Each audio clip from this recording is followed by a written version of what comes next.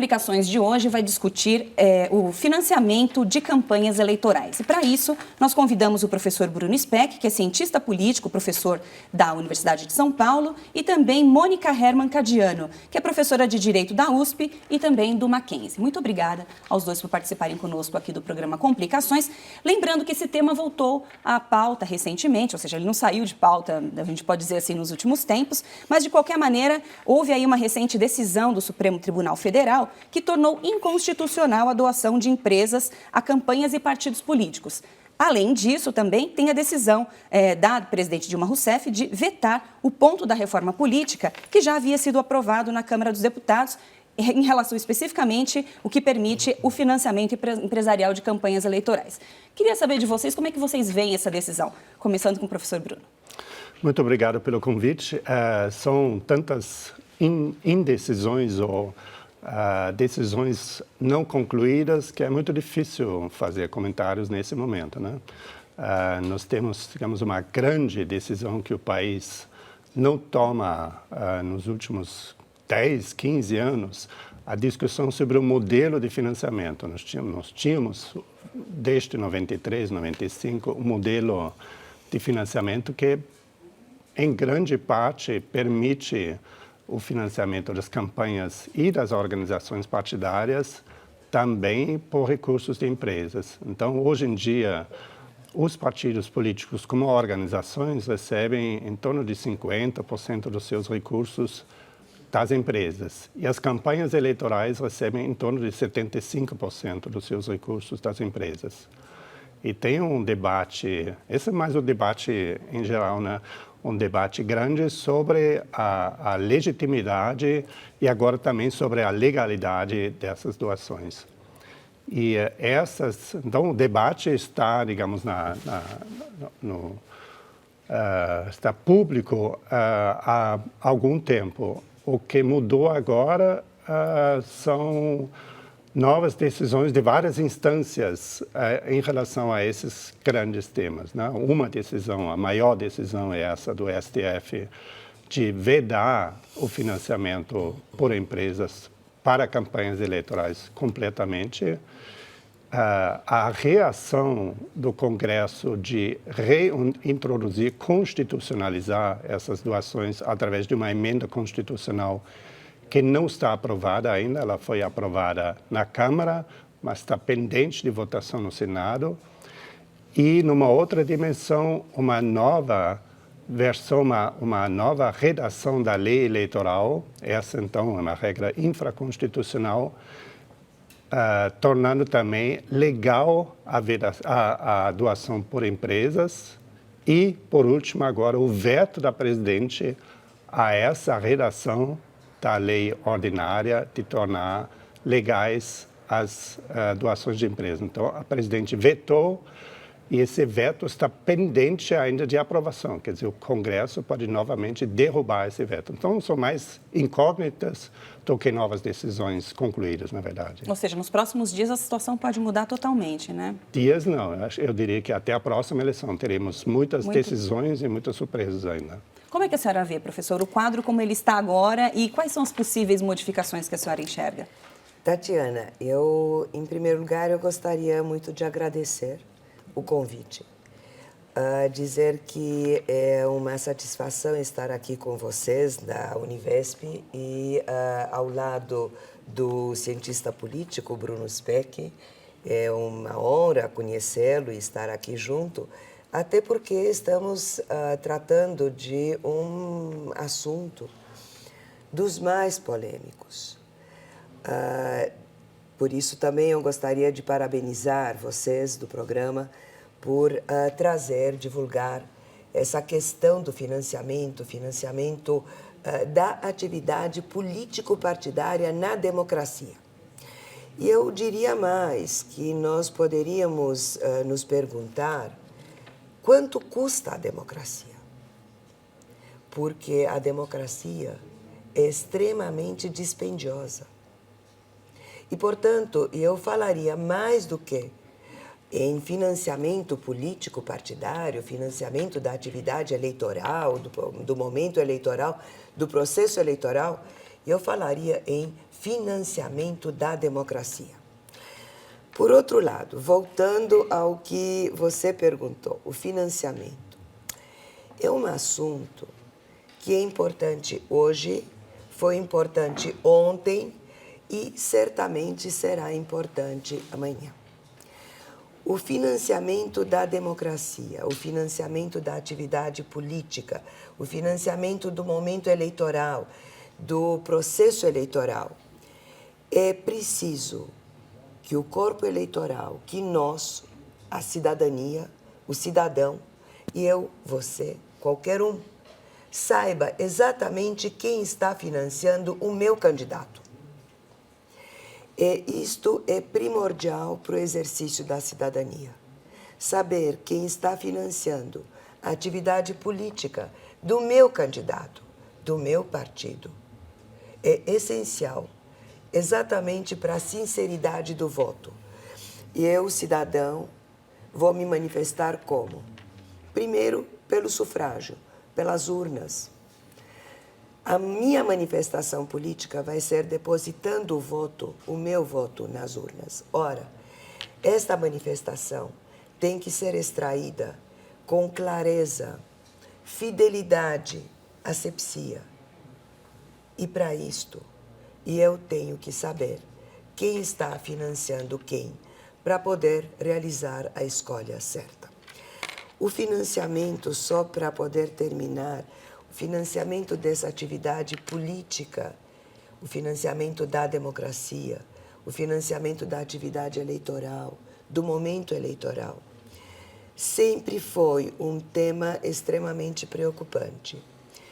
Eu me permiti encaminhar a vocês este livro que eu considero da época dos dinossauros, porque eu sou da época dos dinossauros, mas imaginem vocês que na década 80, eu já estava preocupada com a questão do financiamento da atividade política.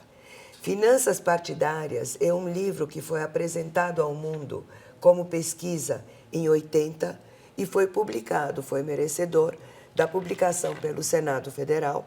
E naquela época era exatamente a única obra a tratar do assunto. Hoje em dia eu tenho, como estava comentando, já na qualidade de professora, com discípulos, com assistentes, com alunos, uma quantidade de alunos e uma qualidade muito altamente qualificada. Mas estes alunos, eu tenho vários que estão se dedicando ao estudo do financiamento da política. Ou seja, é um tema realmente pertinente que chama a atenção da academia. Um tema que chama a atenção da academia, chama a atenção, acho que da cidadania, deveria chamar a atenção de todos nós. Professora, agora pensando do ponto de vista da decisão do Supremo, quando ele diz que é inconstitucional, quando a gente olha para a Constituição, o que ela diz em relação a esse tema? Em relação ao financiamento de campanha política pelas empresas? Veja, é extremamente difícil tratar essas questões jurídicas e das sutilezas jurídicas e explicar. A verdade é que os nossos representantes, os governantes, os candidatos a postos eletivos, mas os candidatos vitoriosos, eles são representantes do povo. Ou seja, da cidadania do cidadão. Ora, a empresa não exerce a cidadania. Quem exerce a cidadania é a pessoa física e não a pessoa jurídica. O Supremo entendeu que quem pode financiar a democracia e o exercício da cidadania que se dá pelo poder de sufrágio, ou seja, pelo poder do voto, quem tem que financiar é a cidadania, a própria cidadania, o cidadão, a pessoa física, e não a pessoa jurídica. O problema... Mas isso não está tão explícito na Constituição, né? Mas eles são representantes do povo. Quem? Os deputados. Sim, mas, assim, aceito, eleitos, obviamente, a interpretação lógico. que decisões da Justiça e ainda mais do Supremo se acatam e não se discutem, mas vou fazer justamente isso, né? Eu achei bastante surpreendente a decisão do Supremo de interpretar ou de extrair dessa Constituição a regra que as empresas não poderiam doar para as campanhas, porque isso não está em nenhuma parte da Constituição, e a parte a qual eles se referem não é a Constituição, tem um capítulo longo sobre os partidos políticos. Eles não extraíram essa regra dos parágrafos que dizem respeito aos partidos políticos, mas do parágrafo que diz respeito à inelegibilidade. Então, por uma via muito indireta e, bom, para um leigo muito difícil de acompanhar, o Supremo decidiu pela inconstitucionalidade das situações empresariais. Então, na Constituição, os constituintes não colocaram isso na Constituição. Mas tudo bem, o Supremo decidiu e está decidido, mas extrair disso da Constituição requer algum esforço interpretativo que é difícil acompanhar. Mas... veja, eu poderia até explicar que exatamente, por mais uma vez, a questão da cidadania, o voto e o processo eleitoral é um exercício do poder de sufrágio, todo o processo eleitoral. E isto está no capítulo realmente da nacionalidade, da cidadania, onde a Constituição nos coloca diante de diversos graus de cidadania. A cidadania tem uma graduação que a Constituição nos dá. E veja, nessa graduação não entra a empresa. A empresa não é considerada cidadã. Cidadão é apenas o nacional com o poder de voto, com o poder de sufrágio nas mãos. Mas a empresa continua não votando, ela poderia financiar as campanhas. Não estou defendendo o financiamento das empresas, mas estou, de uma certa forma, surpreso com a capacidade de interpretação do Supremo. Mas como, enfim, vamos acatar, tudo bem. Na realidade, eu acho que, por enquanto, nos resta a todos apenas, tão somente, acatar a decisão do Supremo, que poderá, no entanto, eu gostaria de fazer duas observações, dois registros a esse passo. O primeiro deles é que exatamente essa decisão do Supremo, ela poderá não ser observada e atendida pelo legislador. Ou seja, o legislador poderá, amanhã, produzir um outro projeto de lei, apresentando para fins de sanção ou veto, prevendo o financiamento empresarial. E o que o Supremo fará? Se for sancionado, se tornar lei, vamos supor que estejamos diante de uma lei número X, autorizando o financiamento empresarial. O Supremo terá que se pronunciar novamente. Novamente terá que ser acionado por um intermédio de uma ADI, ADCOM, ADPF, enfim. Tem milhões de instrumentos para acionar o Supremo. Mas ele terá que ser acionado novamente, e enquanto o Supremo não se pronunciar, esta lei estará em vigor. E o Legislativo pode mudar a Constituição? Não. Isso que todo mundo quer saber agora, né? Não. Ele pode, mas isso não está muito claro na decisão. Até porque o Senado está discutindo uma proposta, uma PEC, né? Espera um pouquinho.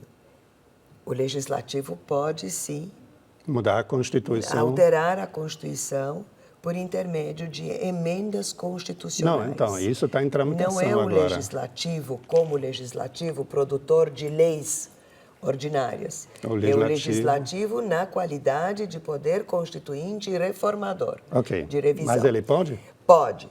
Pode, desde que não altere, as cláusulas pétreas, o famoso cerne fixo, que é o artigo 60, parágrafo 4º, desde que não altere os princípios básicos que sustentam o modelo político constitucional. E a vedação do financiamento privado faz parte das cláusulas não, pétreas? Não. Mas tem divergência também sobre isso. Não, bom, pode ter. Do Supremo. Mas é o outro ponto que eu gostaria de colocar.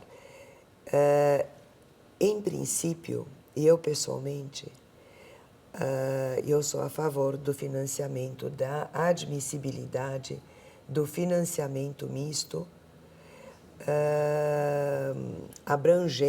absorvendo nisto o financiamento empresarial. Por uma questão de alargamento do conceito de cidadania, eu acho que a empresa, hoje em dia, ela também atua neste cenário econômico no mercado, que é um cenário econômico e político, cada vez mais político. Acho que a empresa é um elemento extremamente importante neste cenário. E, por outro lado, o indivíduo pode se manifestar por intermédio da sua empresa. E, por outro lado, acho que fechar essa possibilidade de financiamento por parte da empresa, o financiamento empresarial, eu acho que vai conduzir o financiamento da atividade política e, portanto, como eu chamo, o financiamento da democracia, para uma via marginal. Que seria a possibilidade de um caixa 2, talvez. Obscura, absolutamente obscura e sem a menor transparência. Essa é a minha opinião. Professor, agora em relação a... Imagine que a situação realmente fique como está, com essa decisão do Supremo e realmente as campanhas não possam, de alguma maneira, serem financiadas pelas empresas. E sem possibilidade de emendar a Constituição. Exatamente. O senhor disse aí na sua primeira fala que quase 2/3, a gente pode dizer assim... 3/4. Exatamente. Do valor arrecadado para as campanhas vem das empresas. Os partidos estão preparados? Como é que será feita essa campanha do ano que vem? É muito difícil imaginar que a campanha... Enfim, é impossível que ela corra como ela correu nos anos passados. Então, eu acho que eles não estão preparados, nem os partidos, nem as campanhas eleitorais. Joga, digamos, uma incerteza muito grande sobre a dinâmica das próximas campanhas eleitorais. Uma coisa é esse alerta pela possibilidade de aumentar o caixa 2, de ter doações não declaradas. Eu acho que isso subestima um pouco a capacidade que a Justiça Eleitoral desenvolveu nos últimos 20 anos, de fiscalizar melhor as campanhas. Quer dizer, só nos lembrando o motivo da reforma, ou a dinâmica da última reforma que ocorreu 20 anos atrás, em 93, 95. Antes de 93 e 95, as doações das empresas eram proibidas, mas a dinâmica do processo de abertura, nos anos 80 e início dos anos 90, produziu uma prática de financiamento ilegal das campanhas pelas empresas, que era importante para a democracia na época, mas que era totalmente violava a lei eleitoral a todo instante. Então, o legislador fez o seguinte, ele adequou a legislação à realidade em 93, 95. Foram várias regras, várias leis seguidas que mudaram. Mas dizer hoje em dia que a Justiça Eleitoral, que nós recairíamos, digamos, na situação pré-93, eu acho que não leva a sério o grau de fiscalização e de aperfeiçoamento dos processos de fiscalização que a Justiça Eleitoral desenvolveu justamente também com as possibilidades ou com a prática de prestação de contas em formato eletrônico. E um outro aspecto, com todo esse debate que nós estamos travando agora sobre as mudanças, um outro aspecto que ficou meio esquecido no debate sobre a atual reforma é que o Congresso também inseriu na lei ordinária, não na emenda constitucional, na lei ordinária, regras mais rigorosas em relação à prestação de contas que agora ocorreriam. As grandes doações teriam que ser reveladas dentro de, eu acho que 48 horas depois da doação, enfim, um prazo muito curto. Isso é uma inovação que vai na mesma direção de várias outras inovações. Nós sabemos mais hoje sobre o financiamento privado e a origem dos recursos do que 20 anos atrás. Sabemos muito mais no Brasil do que sabemos em praticamente todos os países da América Latina. É muito mais fácil saber no Brasil do que na Alemanha, por exemplo, quem doou quanto nas campanhas eleitorais. Então, a gente deve reconhecer, de um lado, esses avanços e não, eu acho que o caminho de saída terá que ser outro.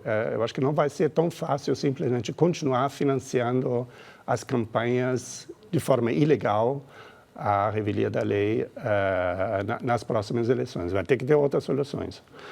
Alguns cenários mais pessimistas são que, se a lei for razoavelmente obedecida, o cenário mais realista é que aquelas figuras que têm visibilidade pública, que em primeiro lugar são os candidatos já eleitos, quer dizer, os políticos eleitos, terão uma enorme vantagem nas próximas eleições. Porque então, já estão em destaque, a gente pode dizer. Eles estão assim, em destaque, tem vários outros grupos, radialistas, tem vários outros grupos que, digamos, têm uma certa vantagem. Então, a gente precisa reconhecer também que, para muitos candidatos, o dinheiro é um dos recursos que lhes dá uma chance de desafiar, de competir com candidatos que já têm visibilidade, já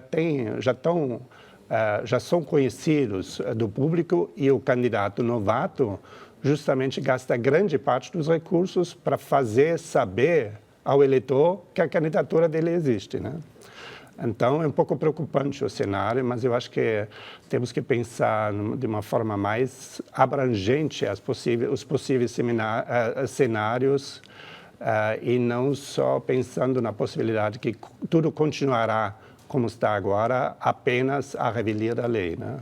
O senhor comentou a experiência da Alemanha e disse que aqui ainda é um pouco mais transparente para que se entenda de onde esse dinheiro vem. Queria que o senhor comentasse também como é isso nos outros países, a relação entre as doações das empresas. Isso é comum em outros países ou isso também é vetado em outros países, professor?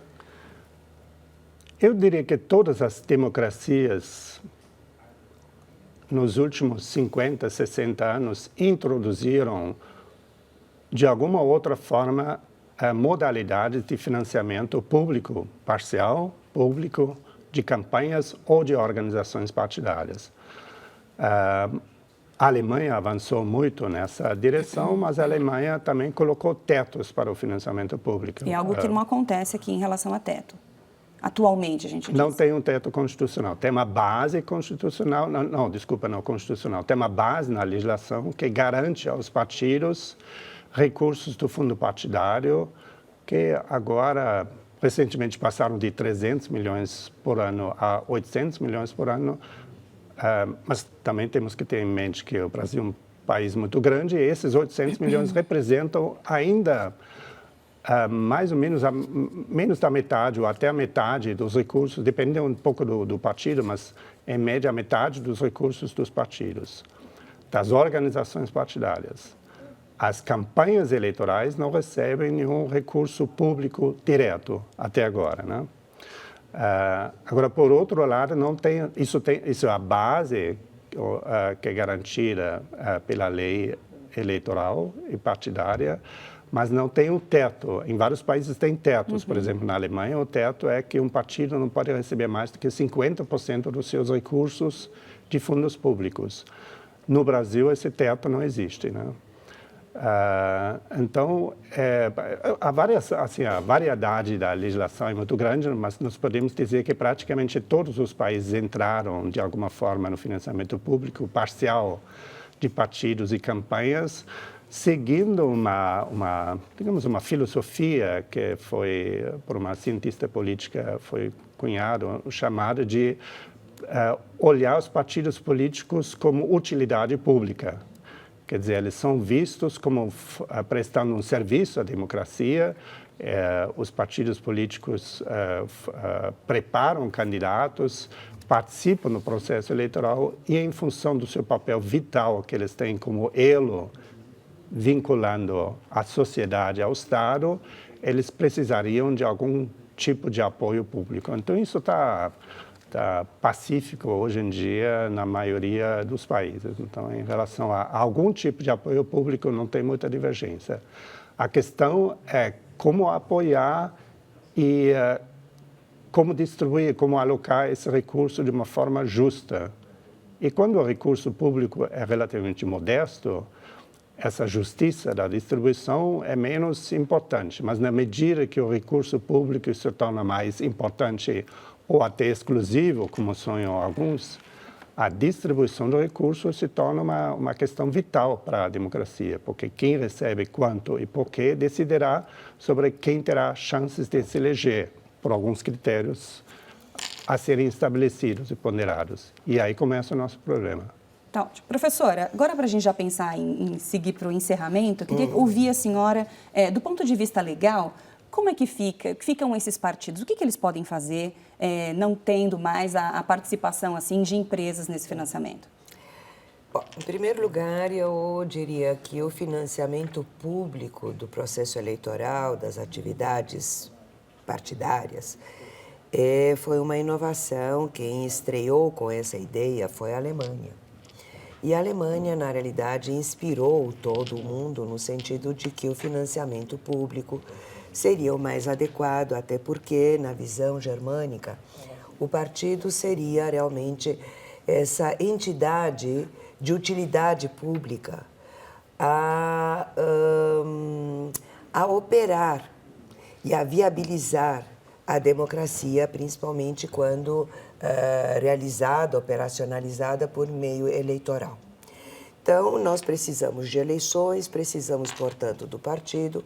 O partido é uma entidade extremamente importante no cenário político-democrático. E a Alemanha, a partir desta inovação germânica, foi assim, conquistou o mundo.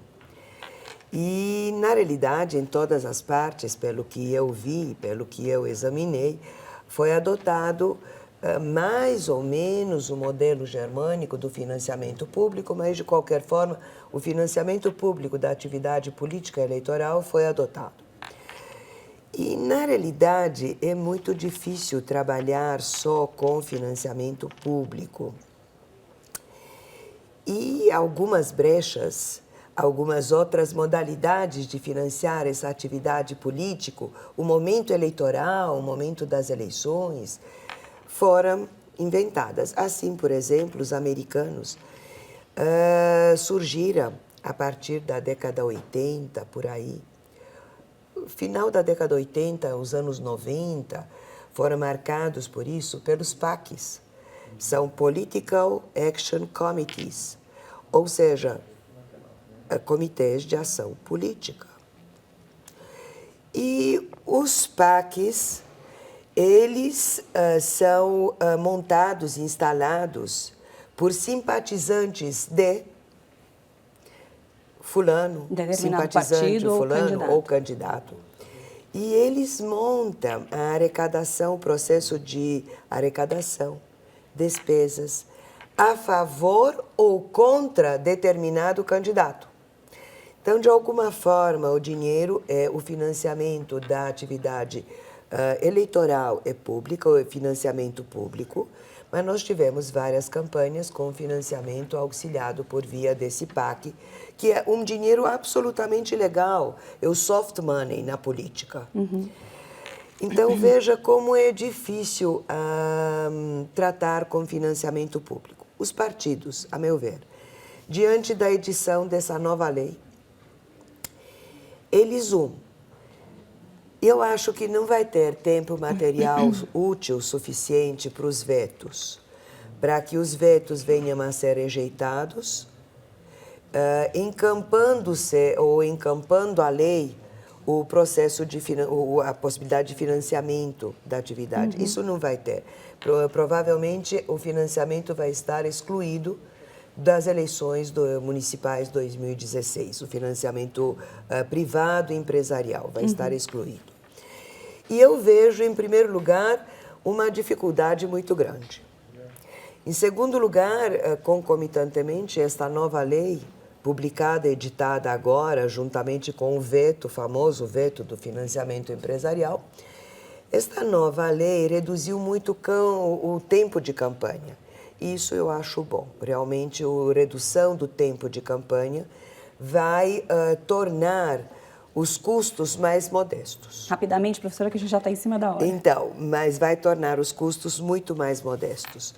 Mas, como resultado final, eu continuo achando que sem a possibilidade de ter aquela programação publicitária, o marketing muito forte, o que vai acontecer é que os partidos e os candidatos vão conquistando os votos por uma via marginal. Ou seja, vai ser um outro jeito de fazer campanha. Outro jeito de fazer campanha. Então, realmente, eu não estou contente com isso. Obrigada. Muito obrigada. Eu agradeço imensamente ao professor Bruno Speck, que é cientista político e professor da Universidade de São Paulo, e também a professora Mônica Herman Cadiano, que é professora de Direito da USP e também do Mackenzie, que participaram conosco aqui do programa Complicações. Obrigada. Obrigada.